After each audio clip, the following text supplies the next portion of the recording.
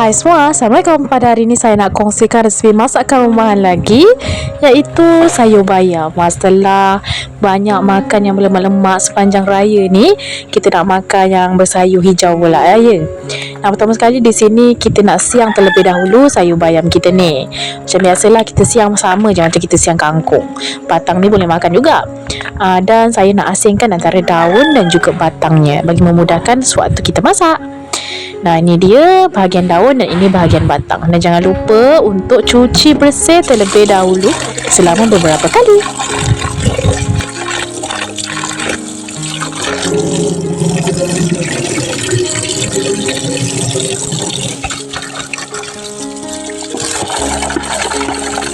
Baiklah, selesai mencuci dan untuk bahan-bahannya simple je.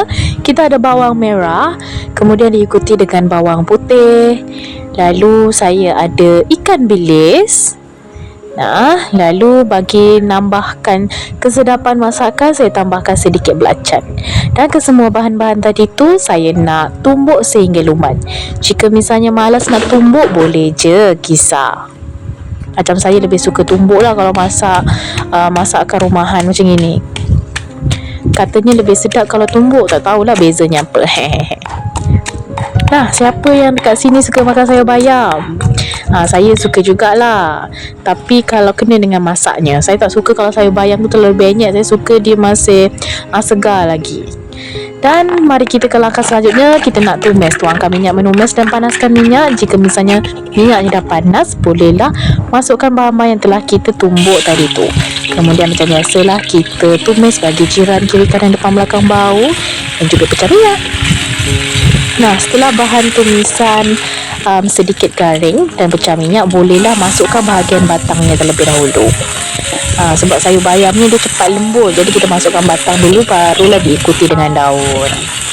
Ni saya nak tambahkan air sedikit, tak perlu banyak-banyak, dan kita gaul rata terlebih dahulu.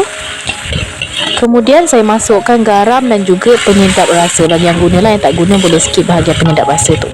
Nah, masukkan cepat-cepat. Kalau dah mendidih, cepat-cepat masukkan bahagian daunnya.